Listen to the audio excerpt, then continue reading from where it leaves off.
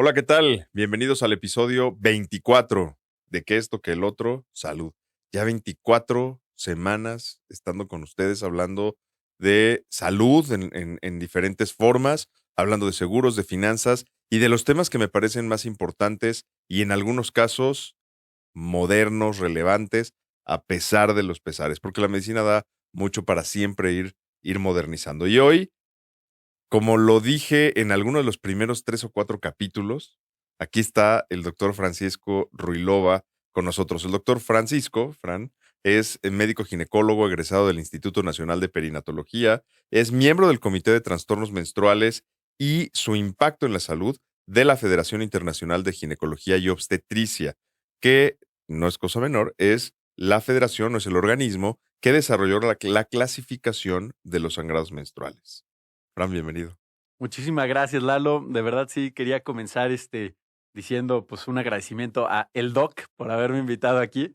Ya queríamos desde hace pues qué bueno que por fin ya se me hizo venir aquí a la cabina contigo, mi Lalo. Es correcto. La verdad es que sí, ya hace muchos episodios, muy buenas experiencias con el doctor Ruilova.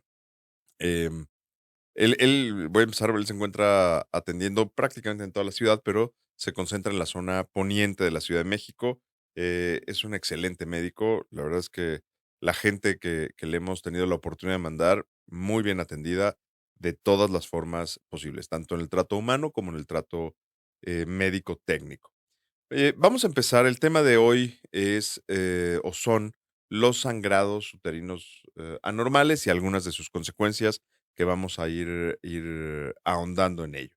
Entonces, lo primero que me gustaría, tocando esta clasificación que desarrolló la federación de la que tú eres miembro, Fran, es qué es la clasificación de los sangrados menstruales y cómo se clasifican, por supuesto. Ah, claro. Bueno, esa es una excelente pregunta. La verdad es que antes no existía una manera de clasificar uniforme o estandarizada los sangrados menstruales. Y entonces, pues cada país o cada escuela los clasificaba como ellos querían. Y no sé si te acuerdas en la carrera de medicina, pues que nos enseñaron hipomenorrea, menometrorragia, opsomenorrea, todos estos términos confusos, la verdad es que bastante difíciles a veces para aprenderse. Y pues, en algún lugar podía significar algo hipermenorrea, en otro lugar otro. Entonces, cuando no existe la estandarización, pues tampoco hay ninguna validez externa en los estudios, tampoco hay buena educación y pues todo esto es en detrimento de la salud de la mujer, ¿no?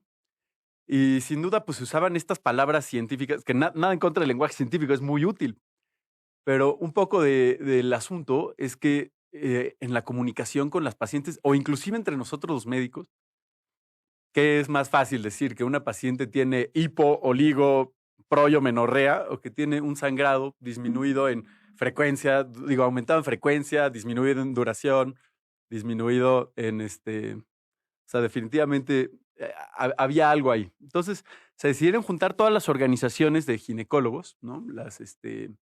La mexicana, por supuesto, que participó, la FEMECOG, se juntaron el ACOG, todas las organizaciones y un panel de expertos y se pusieron a ver cómo hacer para hacer una terminología estandarizada y que fuera muy claro para las pacientes y para los doctores qué era cada cosa. Y hicieron dos sistemas. El sistema uno, yo todavía no llegaba ahí al comité, ya después ya llegué, esto fue en el 2008. En el 2011 escuché por primera vez a este investigador hablar del tema, me apasioné, me metí con él y desde entonces he hecho investigación con él. Y hicieron dos sistemas. El primer sistema clasifica las menstruaciones en cuanto a frecuencia, duración, regularidad y volumen de sangrado. Y el segundo nos habla un poco acerca de las causas de este sangrado uterino anormal. Oye, perdóname que me interrumpa, pero yo creo que una de las cosas que a mí históricamente, por supuesto, yo no hice ginecología, pero y esto que dices de las referencias a los sangrados, a mí me parecía, lo decíamos hace un ratito, ¿no? Lo más subnormal, porque independientemente de que se escuche muy técnico, no te dice grandes cosas. O sea, no te dice cuál es el volumen de sangrado. Entonces, ahorita que dices, ¿cómo sabes cuál es el volumen de sangrado de una paciente? Bueno, el volumen de sangrado sí es una de las cuestiones más importantes y de los temas centrales que quería tocar contigo. Porque sin duda el volumen de sangrado, eh, antes se decía que más de 80 mililitros era un volumen muy abundante. Pero pues, ¿cómo se puede saber cuando alguien menstrua 80 mililitros? Digo, ya quizás con la copita pues se podría medio cuantificar, pero los ginecólogos nos hacíamos valer de como pictogramas en los cuales decíamos, a ver, ¿cuántas toallas ha utilizado? ¿Qué tan empapadas están? ¿Son nocturnas? Y así decíamos, a ver, si son 50 mililitros por la toalla en estas condiciones, 10 mililitros por tampón, lo multiplicábamos, tratábamos de decir un estimado y luego le decíamos a las pacientes, no, ¿sabes qué? Tú no tienes sangrado uterino aumentado en volumen y un poco invalidábamos su síntoma. Eso era como la cuestión pasada. Desde el 2018, que ya ahora sí ya pertenecía yo al Comité de Trastornos Menstruales de la FIGO, esta organización que les platico, cambiamos esa definición de sangrado uterino anormal abundante. Y ahora cualquier sangrado que impacte la vida de una mujer en cualquiera de las esferas, ya sea psicológica, emocional, o que las pacientes sientan que tengan un sangrado uterino normal, eso ya es suficiente para requerir una evaluación para sangrado uterino normal abundante. Y seguramente es un sangrado abundante. Bueno, eso suena mucho más lógico, ¿no? Porque sí, o sea, si a mí me decían, es mucho, en mi forma de pensar como médico, te creo. O sea, si a mí una paciente me dice sangré mucho, te creo. Aunque a lo mejor, de entrada, yo no atiendo ginecología, pero si en una herida de una pierna o algo llega alguien y me dice, sangró mucho, bueno, pues tratas de enterarte cuánto fue mucho y a lo mejor después ves estudios y dices, bueno, sí fue mucho, pero en el caso de ginecología es muy subjetivo. Pues, claro, sí impacta la vida. Oye, y esto es por volumen Es por volumen. Y ahorita vamos a regresar al tema de volumen, que es el punto más álgido de de esta esta plática. conversación. Pero pues también en cuanto a frecuencia, ya no se dice proyo u opso menorrea, que eran términos Bendito Dios. rarísimos, sino que decimos un sangrado aumentado en frecuencia cuando es más frecuente que cada 24 días, o disminuido en frecuencia cuando una paciente tiene periodos de más de 34 días entre ciclo y ciclo. Dijo, perdón, ahorita que dices, yo que a veces veo documentos o veo pasar informes, ¿no? Eh, nunca jamás he visto que un ginecólogo ponga una opsomenorrea. Alguna vez por ahí perdido, sí, pero en términos generales siempre mandan hiperpoliproyomenorrea, ¿no? Entonces, siempre. Todo lo demás, Y es que ese era el asunto. Por ejemplo, había lugares donde menorragia era un diagnóstico y en otros lugares se consideraba un síntoma. Luego, metrorragia tenía definiciones distintas dependiendo de dónde lo leyeras, ¿no? Distintos países. Cuando se reunió por primera vez el Comité de Trastornos Menstruales, ellos pensaron que lo que iban a hacer era redefinir estos términos y se dieron cuenta que no tuvieron que tirar todos esos términos a la basura y decir, vamos a usar términos que sean fáciles de comunicar entre nosotros los médicos y con las pacientes. Ya no estamos en esa medicina paternalista en la cual el médico precisa de ese lenguaje súper científico y avanzado para que las no se pacientes lo entere. respeten o que sienten que esté en un nivel superior. Hoy en día, pues ya el conocimiento pues, se demuestra de otras maneras y pues es más importante que la paciente te entienda y ya el modelo de consulta hoy en día pues ya no es paternalista, sino que al contrario la atención es centrada en la paciente, las pacientes deciden sobre su tratamiento y los médicos o los ginecólogos en general, pues somos solamente la herramienta mediante las cuales las pacientes se empoderan para tomar sus propias decisiones de acuerdo a sus objetivos y a sus valores. Y para eso, pues esto era muy importante. Lo primero es que te entiendan, man, ¿no? Claramente. Oye, vamos a la clasificación por causa, me decías, ¿no? Ajá. Sí, la clasificación por causa es bastante fácil de aprender porque es Palm Coin. Palm como palma en inglés y Coin como moneda, pero con una E ahí por ahí metida. Y es pólipos, adenomiosis, leiomiomas, que son los miomas, malignidad, que es cáncer de endometrio, que son las causas Palm, son las cosas que son estructurales, o sea, son las cosas que se pueden ver por un estudio de imagen o en histopatología. Perdóname. Eso significa que hay 4 causas en la estructura anatómica, en el cuerpo de la mujer, todo está en el cuerpo, por supuesto, pero que van a ser visibles o demostrables en el cuerpo de la mujer, físicas, anatómicas, que la van a causar, que son Pólipos, pólipos endometriales. adenomiosis. Adenomiosis. ¿Qué es la adenomiosis, grosso modo? La adenomiosis ¿se acuerdan que el útero tiene dos partes? Una parte que es como muscular y la parte en medio que es el endometrio, que es lo que se desprende cada mes en la menstruación. El endometrio, pues es un tejido súper, súper, súper especializado, ¿no? Es el único tejido en el cuerpo al que se le deja sangrar fisiológicamente. Pero pues por eso, porque tiene que formarse y desprenderse cada ciclo, es un tejido que tiene sus propios métodos de coagulación y de hemostasia, ¿no? Entonces, y responde mucho a las hormonas. Entonces, cuando ese tejido que está en el endometrio se encuentra dentro del miometrio, o sea, adentro del músculo, Dentro hay, de la otra estructura. ajá, justo, adentro del músculo del útero tienes endometrio, que es lo que no debería estar adentro del músculo, sino pues en la cavidad endometrial. Pues eso puede llegar a causar mucho dolor al menstruar y también puede causar sangrado menstrual abundante.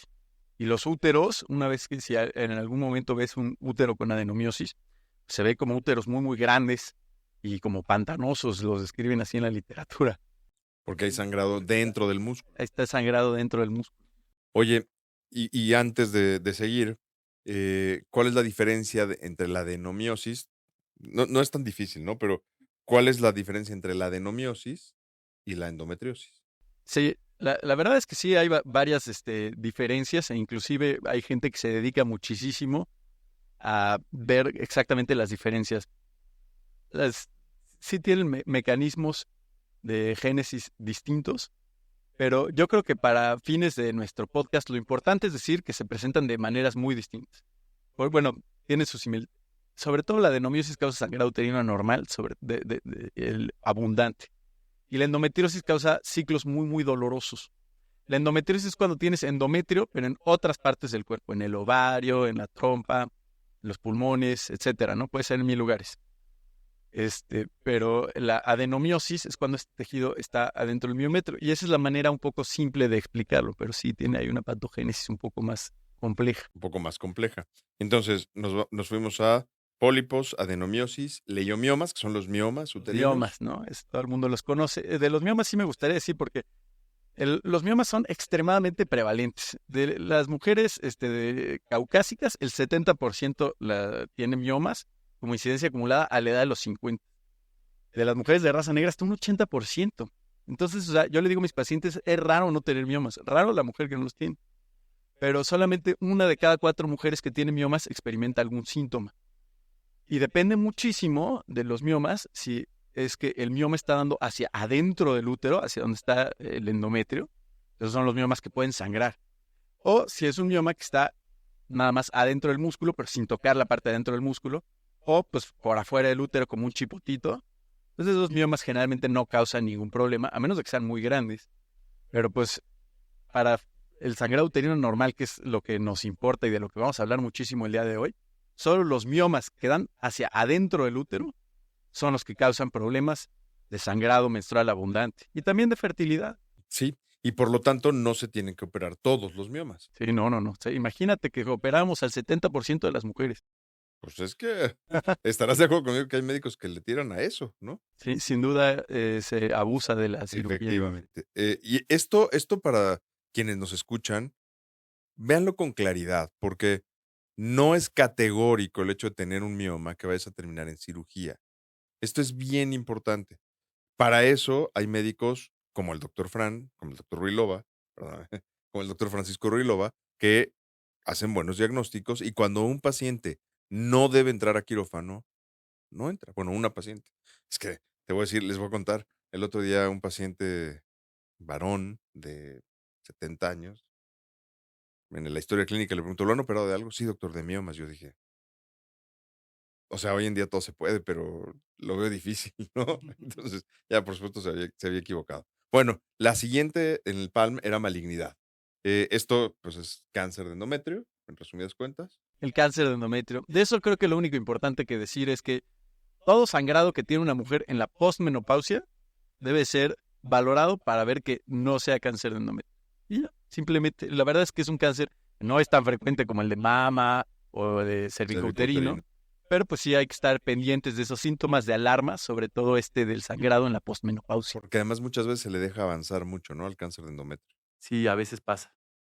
Bueno, y la otra era Cohen. Cohen, que estas son las que no se pueden ver en un estudio de imagen, por ejemplo, pero sí se pueden indagar, por ejemplo, con una buena historia clínica o inclusive con estudios de laboratorio. Son las causas funcionales u orgánicas.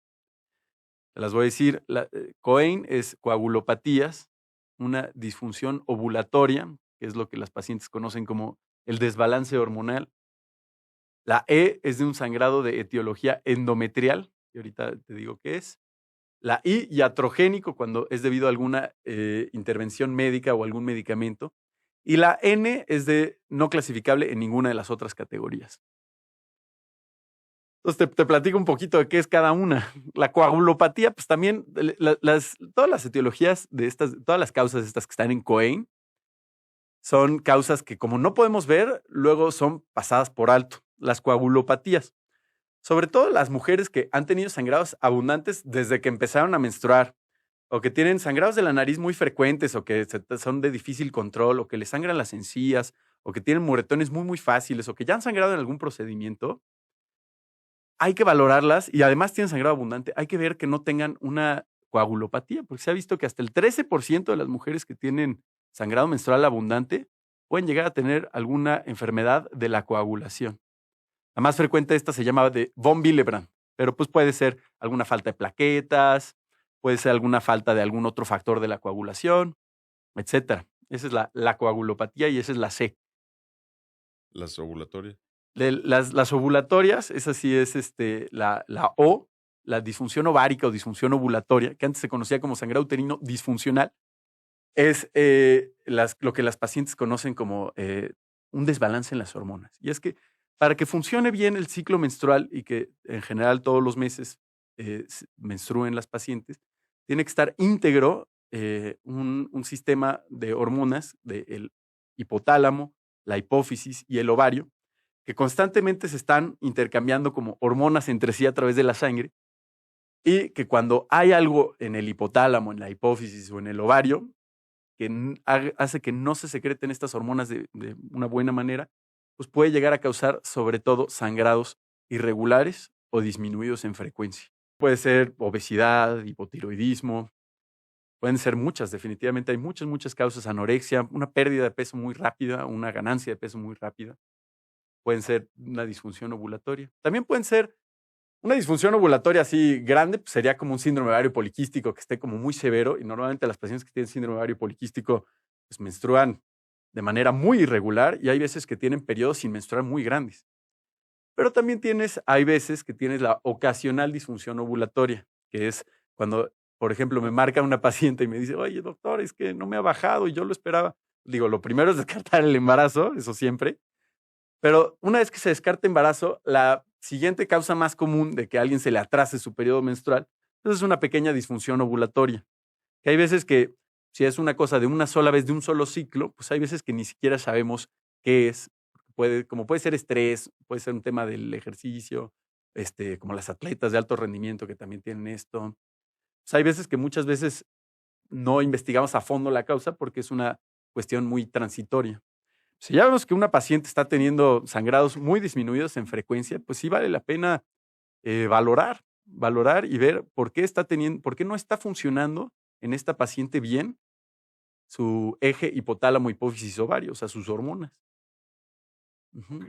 Y de esta manera, pues podemos nosotros saber, a ver dónde está el problema. Las pacientes que luego tienen, se quedan en una fase estrogénica permanente y que no menstruan y están nada más produciendo estrógenos y estrógenos y estrógenos sus ovarios, pues luego en la edad adulta pueden llegar a tener riesgo de cáncer de endometrio. Ujú. Entonces, o sea, a las pacientes, he tenido pacientes que tienen síndrome ovario poliquístico que te dicen, "Ah, yo no menstruo, pero soy feliz porque no menstruo". Pero les tienes que decir, no aguas, porque pues no menstruar si no menstruas por, no sé, un dispositivo de progesterona, ahí sí no hay problema. Pero si no menstruas por una enfermedad, Sí, pues hay problema. sí hay problema, te puede poner en riesgo de cáncer de endometrio. Mis pacientes, o sea, por lo menos unas 6 menstruaciones al año deben de tener para evitar ese riesgo grande de cáncer de endometrio. Este dato es muy importante, ¿eh?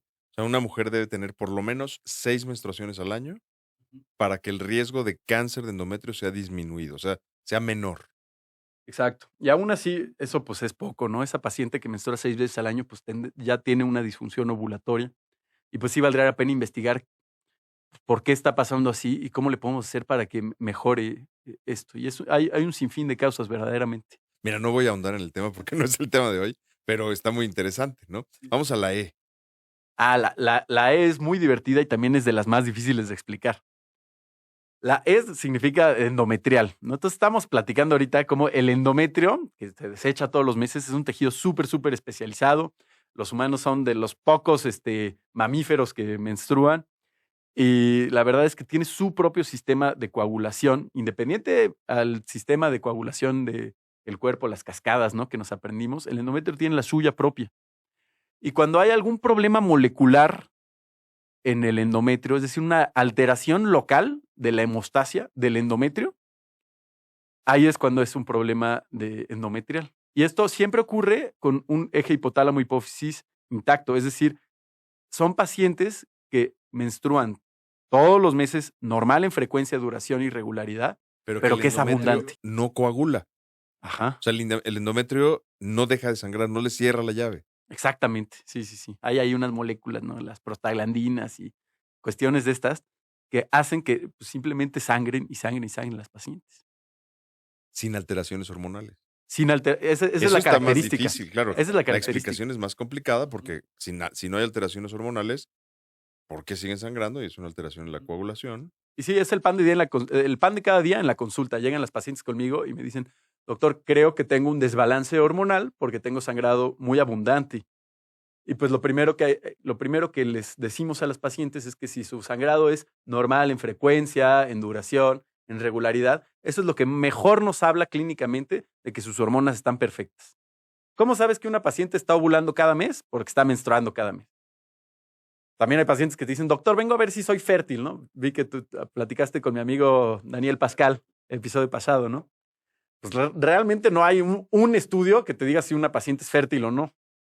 Pero un buen indicador de que todas las hormonas están funcionando bien y de que están ovulando las pacientes todos los meses es que pues, están menstruando todos los meses. Ese es el mejor indicador clínico. Ok, vamos a la I.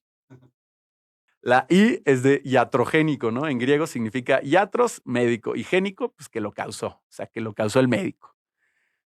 Pero pues también puede ser una medicina que tomes para otra cosa y que te esté sirviendo para otra cosa, pero pues que sí te esté haciendo tener un sangrado que sea normal en frecuencia, duración o regularidad, ¿no? Por ejemplo, hay muchos antidepresivos que pues, son muy importantes porque, pues, o sea, no tengo ni que decir por qué, pero pues muchos antidepresivos causan disfunciones ovulatorias y eso se clasifican adentro de la I. Ok, y Ujú. es razonable. Sí, sí, Y sí. después viene un universo, un limbo de lo que no se puede clasificar. Ajá, sí. Un limbo de lo que no se puede clasificar. Por ahí hay uno que es muy importante que se llama el istmocele, o es el defecto de cicatrización de la cesárea.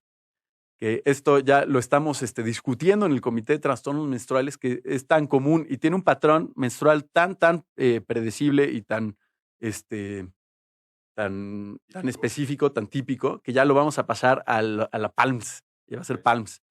¿Y qué es esto? Es cuando las mujeres que han tenido una o más cesáreas, entre más cesáreas, más riesgo, y que hacen una cicatriz en su útero y que adentro de esta cicatriz se forma como una cuevita y en esa cuevita se acumula un poco de sangre. Y el patrón que tienen estas mujeres es que tienen un sangrado intermenstrual al inicio del ciclo. Es decir, menstruan y luego 1 o 2 días después sale otro poquitito. Y es esa sangre que se había quedado atorada en el defecto de cicatrización de la cesárea. Ya les dije algo de información, bueno, no es confidencial, pero es algo que estamos discutiendo activamente. Literalmente votamos la semana pasada todo el comité para incluir el PALMS, bueno, la Sí, S sí, de Cesarean Scar Defect dentro de las estructurales. está otro tema. No me voy a meter en eso, ¿no? Bueno, y todo, así es como se clasifican, ojo con esto, así es como se clasifica el sangrado uterino.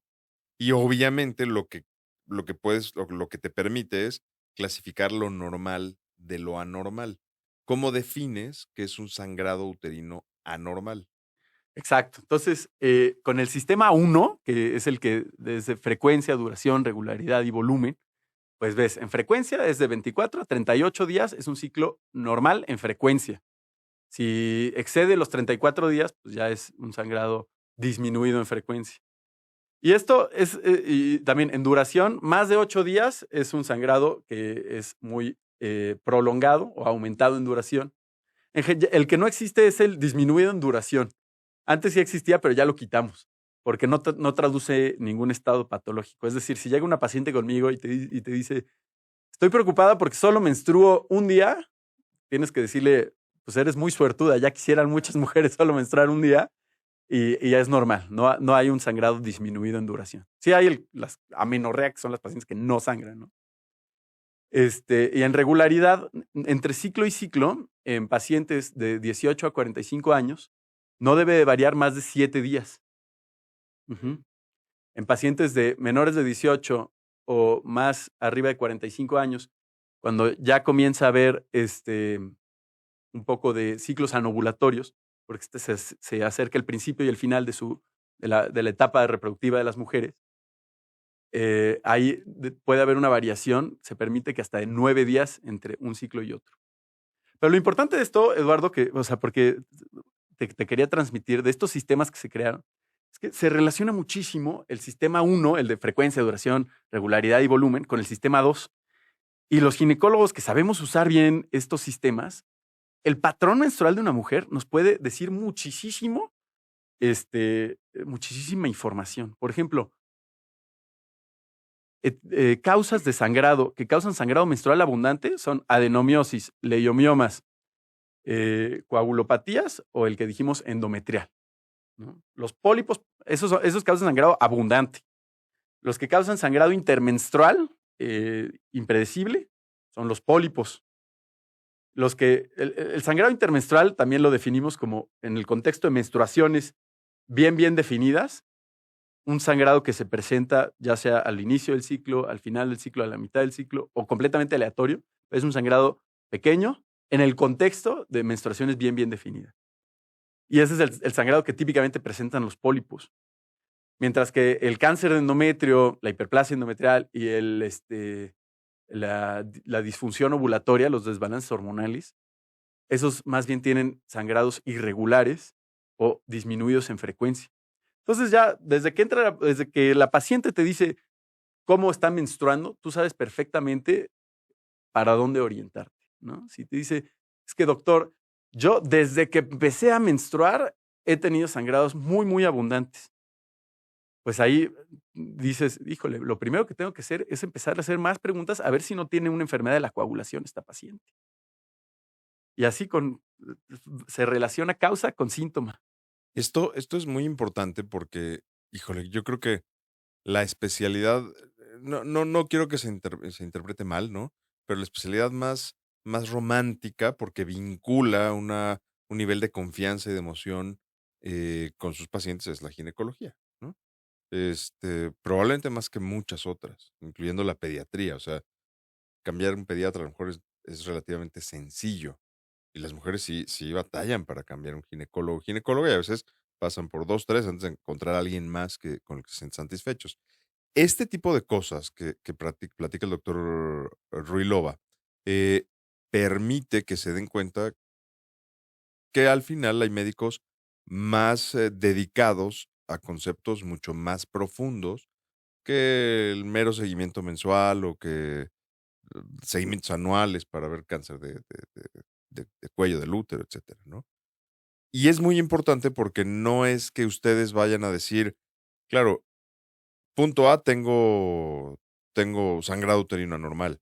Hay que ir con un médico que sabe para definir en los diferentes, digamos, en las diferentes líneas, dónde hay anormalidad y qué es lo que está causando esa anormalidad, porque me imagino que además seguramente se puede atender, ¿no? Sin duda. Y es que es real lo que dices. Una de cada 3 mujeres o más tienen sangrado uterino anormal.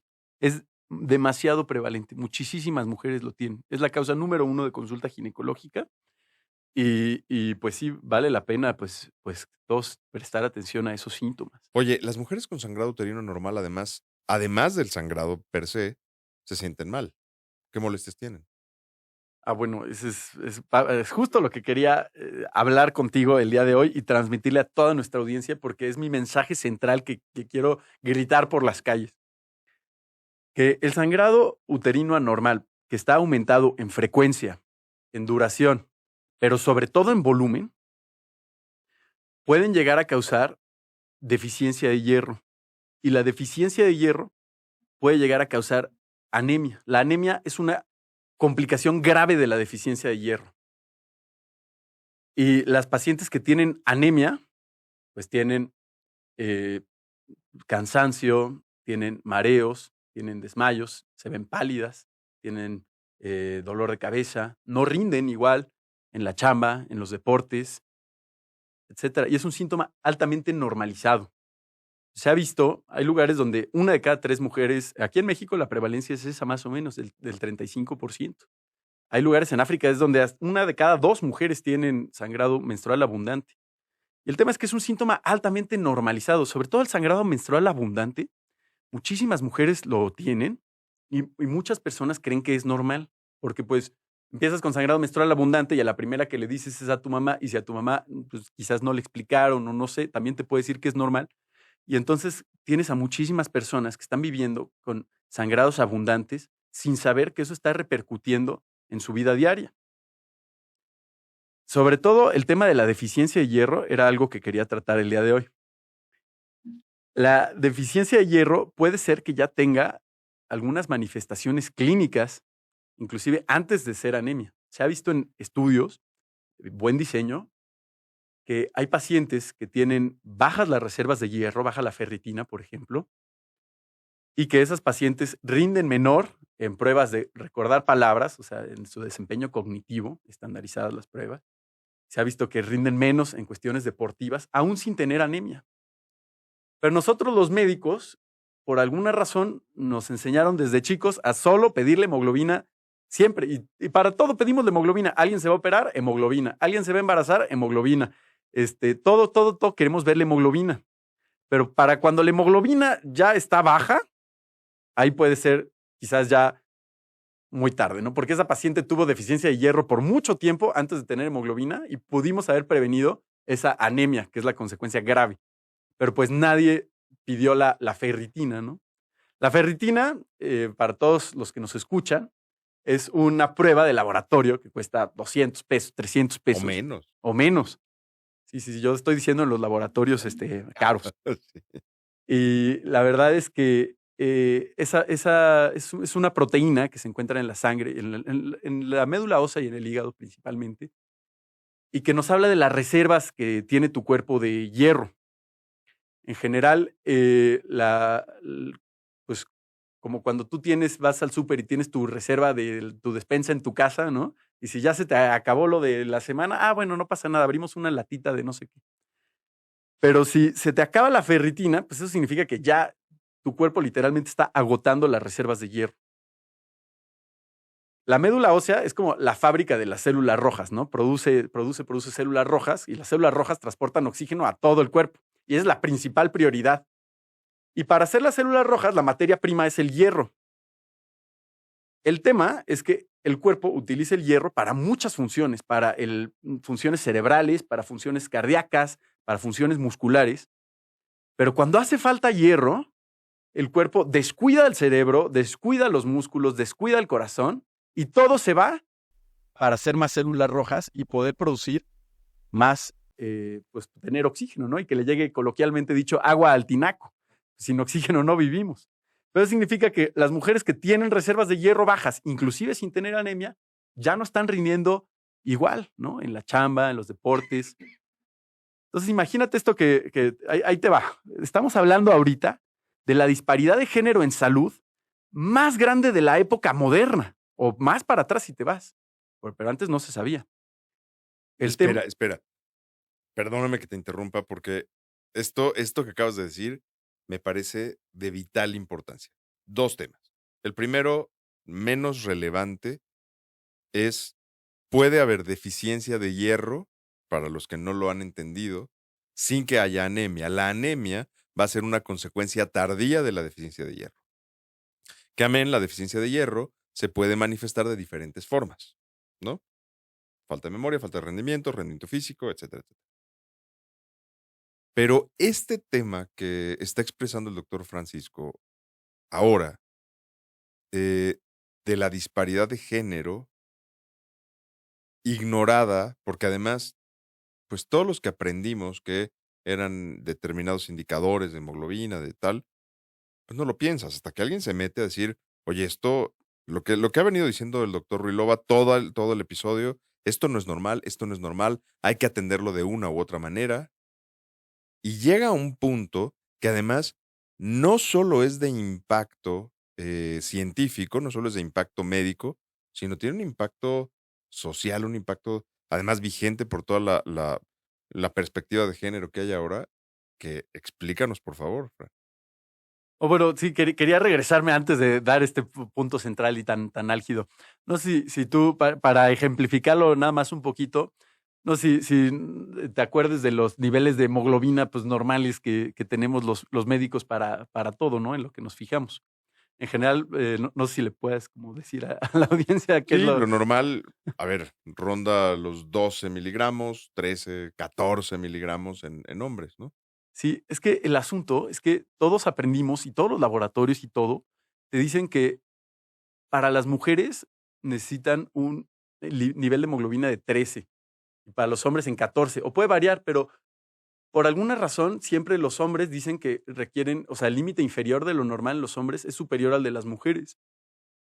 Y pues en el comité de trastornos menstruales nos hicimos esa pregunta y dijimos, a ver, pero ¿por qué que las mujeres necesitan menos hemoglobina para vivir que los hombres? ¿Necesitan menos oxígeno en su cerebro, en sus músculos, en su corazón? ¿O qué es lo que pasa? Y entonces hicimos una búsqueda de la literatura para saber de dónde habían salido esos niveles de hemoglobina que todos aprendimos y todos usamos todos los días. Todos damos por hecho que es así. Y el chiste es que vienen de unos estudios que realizó la Organización Mundial de la Salud en los 50 y que luego los volvieron a hacer en los 60, que son estudios en los cuales trataban de ver qué era lo normal de hemoglobina. Tú cuando quieres saber qué es lo normal de hemoglobina, de cualquier cosa en general, pero vamos a hablar de hemoglobina, juntas un grupo de población sana, una muestra representativa, les tomas a todas la hemoglobina y pues haces una curva, ¿no? De distribución normal, una campana de Gauss, y simplemente quitas del percentil 5 para abajo, del percentil 95 para arriba, y lo que te queda es El lo rango. normal, ¿no? Pero la clave es que dijimos población sana. Pero en esos estudios nunca excluyeron de su muestra a las mujeres que no eran sanas y que tenían sangrado uterino anormal abundante, Porque no se consideraba anormal. porque no se consideraba normal, justo. Y hoy en día ya sabemos que hasta una de cada 3 mujeres lo tienen. Entonces imagínate esa curva, esa campana que nos imaginamos, desplázala toda hacia la izquierda porque tienes a mujeres con sangrado abundante dentro de tu muestra de mujeres sanas ahí metidas. Entonces claramente pues van a desplazar la curva hacia allá y van a hacer pensar que la hemoglobina es muchísimo más baja, la hemoglobina, el límite inferior de lo normal, de lo que en realidad debería de ser. Y es la hemoglobina que todo el mundo usa. Y tú te preguntarás, o sea, literal, ¿por qué siempre, no sé, para los ginecólogos hacemos papanicolaos para detectar papilomas y para detectar lesiones intraepiteliales y todo eso para prevenir el cáncer cervicouterino, que es la complicación grave de la infección por papiloma? Y de eso hay 1000 ejemplos, ¿no? Las vacunas, todo. Pero ¿por qué con el sangrado abundante y la anemia y la deficiencia de hierro usamos ese enfoque reactivo en lugar de preventivo? O sea, nosotros llegamos y medimos la hemoglobina de una paciente y decimos, no tiene anemia, sigue por la vida. Pero la paciente, pues seguramente, si tiene sangrado uterino abundante, pues si no tiene anemia ahorita, la va a tener pronto. Entonces, ¿por qué no les pedimos mejor la ferritina, que es este estudio barato, y así podemos ver qué mujeres se encuentran en riesgo de tener anemia o qué mujeres ya tienen una deficiencia de hierro? Es importantísimo, ¿no? Ese enfoque preventivo. Claro, a ver, este concepto que estás diciendo es brutal, es demoledor, porque efectivamente, o sea, el concepto más simple entre comillas, es ¿por qué el organismo de una mujer que probablemente muchos nos lo hemos preguntado, pero yo en algún momento sí ubico que me pregunté por qué tiene que ser diferente el requerimiento de un hombre o de una mujer, pero mira, como en mi caso, todos los libros decían que así era, todos los maestros en su momento, en todos lados decían que así era, bueno, pues lo das por hecho, ¿no?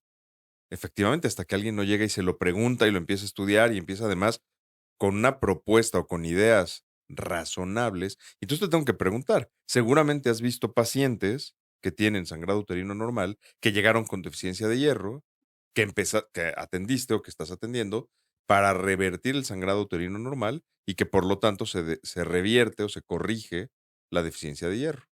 Uy, muchísimas. Desde que esta es mi línea de especialidad, Exacto. no sabes la cantidad, o sea, voy por el mundo diagnosticando deficiencias de hierro.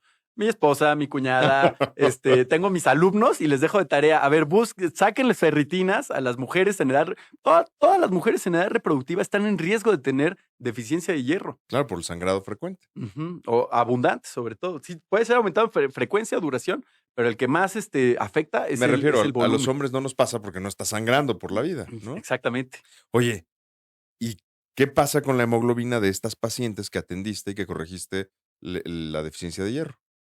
Ah, pues sí, la hemoglobina aumenta. Es que la gente además, Se normaliza y se equipara con los hombres. exacto. Además, aquí en la Ciudad de México, por la contaminación que vivimos, por la altura, pues normalmente la gente está manejando niveles de hemoglobina como de 15. O sea, también hay cosas que varían en el tema de la hemoglobina. Por eso cobra aún más relevancia solicitar este estudio de el perfil de hierro o si no quieres todo el perfil, quizás solo la ferritina podría ser suficiente para determinar quién lo tiene. No sé si te acuerdas tú, históricamente, bueno, no, o sea, el tema de género que quería decir es como históricamente las mujeres luego las han visto como, no sé, frágiles o que se desmayan mucho o que todo el tiempo están cansadas o irritables. Y pues no sé si alguien se ha puesto a pensar que seguramente eran mujeres con sangrado uterino normal abundante. Las mujeres que estaban pálidas y desmayándose todo el tiempo, pues es porque tienen sangrado menstrual abundante, nada más que en ese momento no tenían la manera de diagnosticarlo. ¿Te acuerdas? Hay hasta una de la que se llama la hemorroísa, que toca la túnica de Jesús y se cura, ¿no? Pero era una mujer que estaba recluida a su casa sin salir y su problema lo dice ahí, como en la Biblia, eran los sangrados. Y así era antes. O sea, tú tenías sangrado menstrual abundante y pues ni modo, ¿no? Y hoy en día hay muchísimas cosas que se pueden hacer. Sobre todo tres, y tú ya dijiste una de ellas. Bueno, ya dijimos aquí todas en general, pero cuando una paciente tiene sangrado menstrual abundante, lo primero que hay que hacer es identificar la causa. Y eso se hace con el Palm Coin, ¿no? Y con los sistema 1, sistema 2, cómo se relacionan, etcétera. Y con un ginecólogo que sepa diagnosticarlo, ¿no? Número 2, tratar el sangrado uterino normal según la causa. Es decir, disminuir el sangrado, pero pues el tratamiento va a depender muchísimo de qué es lo que lo está causando. Y antes así siempre decíamos en el Comité de Trastornos Menstruales, ese era nuestro mantra. Identifica la causa, trata la causa, disminuye el sangrado. Y ahora ya le agregamos un punto más, que es llena el tanque, vuelve a dar hierro tomado, para que vuelvan a subir los niveles de hierro y ya no sigan esas mujeres rindiendo de manera subóptima en todos sus aspectos de la vida. Porque además, ¿cómo no se van a sentir mal si tienen que estar rindiendo? Y digo, hay que decirlo con todas sus letras, a veces hasta más que los hombres. O sea, las mujeres muchas veces tienen su trabajo, el trabajo de la casa, son quien más se dedica a los hijos y muchas veces a su familia. Y los hombres a veces no tenemos tanta carga. La verdad es que, para bien o mal, no tenemos tanta carga, aunque querramos decir que es diferente. Hay una serie de cargas que las mujeres llevan que involucran mucho más de 12 horas por día. Ni hablar en el caso de las mamás solteras, por supuesto, mujeres en edad adulta mayor que ayudan a parejas y mujeres jóvenes. Y estos detalles se vuelven importantísimos. Al contrario, gracias por venir, Fernán, porque este concepto, por favor, quiero que la gente se quede con dos conceptos, ¿no? Uno, primero, de no es normal vivir diferente, en este caso de hemoglobina, el caso de las mujeres que los hombres. Hay que atenderse, sobre todo si tienen sangrados uterinos anormales, es decir, si hay sangrados dolorosos, si hay sangrados abundantes, si hay sangrados muy recurrentes o cualquier cosa que para ustedes no sea normal. Hay que buscar un buen ginecólogo que sea de confianza, por supuesto, para ustedes, pero además que les dé resultados. Uno. Dos, y esto sí va de plano para Fran, o sea, imagínense el poder ser cuidadas o atendidas, esto va por supuesto para las mujeres, por un médico especialista en mujeres que además tiene ese nivel de conciencia, no solo de atención, sino de visualización y de defensa del género femenino por completo. O sea, eso está increíble. Por supuesto, desde una trinchera científica, desde un pensamiento muy, muy enfocado en la medicina y en cómo mejorar la medicina, la vida, la calidad de vida de las mujeres, etcétera, etcétera. Y no sé si decir lo menos importante, pero como corolario, algo en donde escucharon lo de los miomas, y esto me regreso porque es algo que toco mucho o que vemos mucho en temas seguros, el hecho de que existan miomas no necesariamente va a determinar que se tengan que operar. Entonces, un buen médico va a ser capaz de decirles cuando algo es quirúrgico y cuando algo no es quirúrgico. Y ese es uno de los motivos por el que me enorgullece mucho. Y desde aquel capítulo, al principio, cuando empezamos con el podcast, les dije que quería invitar al doctor Rui Loba, porque justo él tiene estas características en donde las buenas prácticas están dadas de sí, ¿no? Justo tuvimos una paciente en común, el doc y yo, que obviamente aquí nunca damos ningún detalle identificador de las pacientes, pero era una paciente que a mí me decía, oiga, doctor, es que además de mi problema que tengo, siempre me siento cansada, no tengo, no estoy rindiendo igual, este, ¿qué vitamina me tomo o qué hago? ¿No? Bueno, a esa paciente, después de que le resolvimos el problema de un mioma, que era de los miomas que dan hacia adentro del útero, y resolvimos ese problema, la paciente, y además le dimos hierro intravenoso para reponerlo rápido, sí me dijo como, oye, ¿qué me hiciste? ¿Fue magia o qué? ¿No? A ti también te comentó. Sí, claro, por supuesto. Y así se ha visto la deficiencia de hierro, que es la deficiencia nutricional más común de todo el mundo, afecta a países y poblaciones enteras. Como estamos en el comité internacional, hemos visto que en países de África, donde es súper, súper prevalente, o sea, algo que es bien sabido y que ya todo el mundo sabe, es que cuando se eleva la educación, la calidad de vida, todo, las mujeres, toda la sociedad se eleva, porque de verdad son la fibra misma de la sociedad. Y entonces con algo tan simple como administrar este hierro, y quizás no tan simple, pero identificando la causa y dando tratamiento necesario, pues elevas la calidad de vida de poblaciones enteras. Y reponiendo hierro y deteniendo el sangrado menstrual abundante, de verdad es que sí, pues corriges problemas de educación, de pobreza, problemas, o sea, el que quieras, la brecha, todo lo que quieras. Entonces, y lo peor es que nadie sabe esto, lo de la hemoglobina, nadie sabe lo de la ferritina, ¿no? Las mujeres creen que es normal tener sangrados abundantes porque, pues, por generaciones quizás ha sido así. Digo, no todas, ¿no? Pero sigue habiendo muchas personas que les falta ese dato tan importante. Voy a volver a citar a nuestro amigo Daniel Pascal, ¿no? Porque Sí. aquí en el episodio él dijo una frase que me encantó, la repetí en el episodio anterior con la doctora Cerón, y es que los ojos no ven lo que la mente no conoce. Entonces, claramente, en este episodio nos has abierto la mente a una nueva realidad que además da para mucho por explorar, por atender y porque la gente conozca, ¿no? Oye, Fran, ya para terminar el episodio, y como seguramente ya sabes, les pido 3 recomendaciones. La recomendación de un libro, una canción y una película. La que más te guste, las que más te gusten. Ok. Vamos a empezar con la canción. Me gusta la de Wildfires de Salt. Muy buena rola. ¿Ok?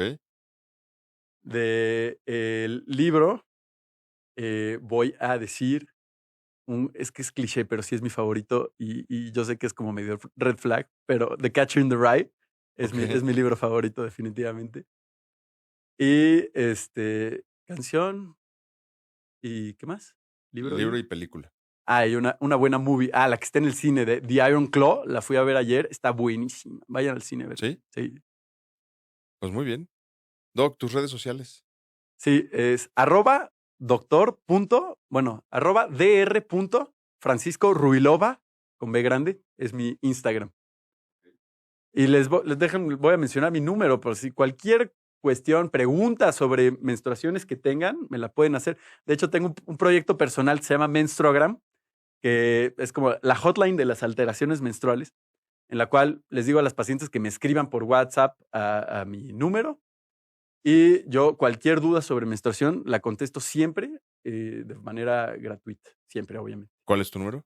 Es 55 30 37 40 78. Muy bien, muy valiente.